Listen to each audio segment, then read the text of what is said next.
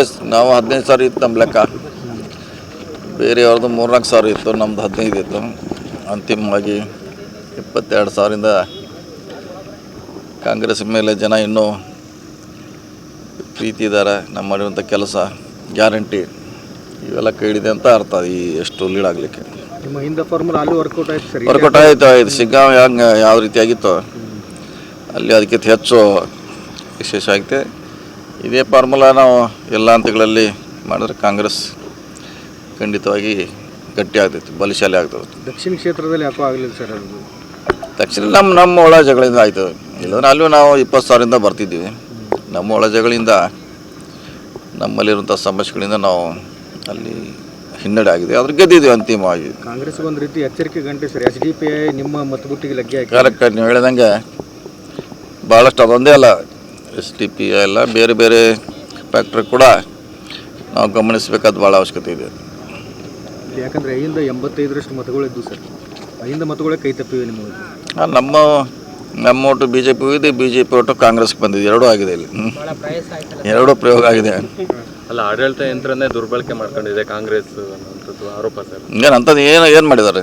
ಹಣದ ಹೊಳೆ ಹರಿಸಿದ್ದಾರೆ, ಅಧಿಕಾರಿಗಳನ್ನೆಲ್ಲ ಮಾಡ್ಕೊಂಡಿದ್ದಾರೆ. ಅದೇನಾಗ ಆಗೋಲ್ಲದ, ಅದು ಆರೋಪ ಅಷ್ಟೇ ಇರೋದು.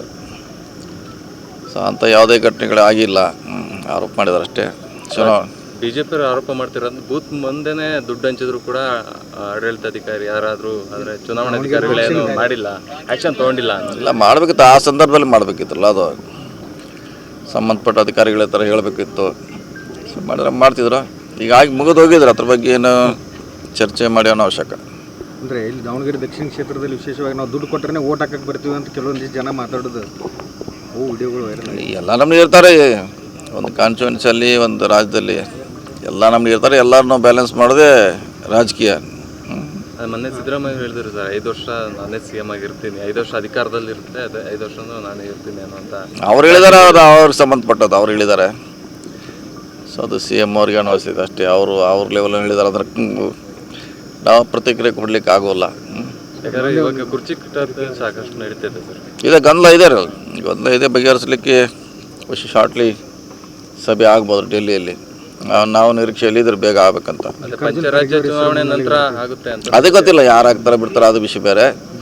ಗೊಂದಲ ಬಗೆಹರ್ಬೇಕಂತ ಅಷ್ಟೇ ನಮ್ಮ ರಿಕ್ವೆಸ್ಟ್. ಖರ್ಗೆ ಅವ್ರ ಹೆಸರು ಮುನ್ನೆಲೆಗೆ ಬರ್ತಾ ಇದೆ, ಅದ್ರ ಬಗ್ಗೆ ಗೊತ್ತಿಲ್ಲ. ಅದು ಅಂತಿಮವಾಗಿ ಹೈಕಮಾಂಡ್ ಮಾಡಬೇಕು ಸರ್. ಈಗೆಲ್ಲ ನಿಮ್ಮ ಅಭಿಮಾನಿಗಳು ಹೇಳ್ತಾ ಇದ್ದಾರೆ, ಎಲ್ಲ ಕೊಟ್ಟ ಟಾಸ್ಕ್ಗಳನ್ನ ಪೂರೈಕೆ ಮಾಡ್ತಾ ಇದ್ದಾರೆ, ಅಧ್ಯಕ್ಷ ಸ್ಥಾನ ಕೊಡಬೇಕು, KPCC ಅಧ್ಯಕ್ಷ ಸ್ಥಾನ. ನೋಡೋಣ, ಅದು ಹೈಕಮಾಂಡ್ಗೆ ಬಿಟ್ಟಂಥ ವಿಚಾರ.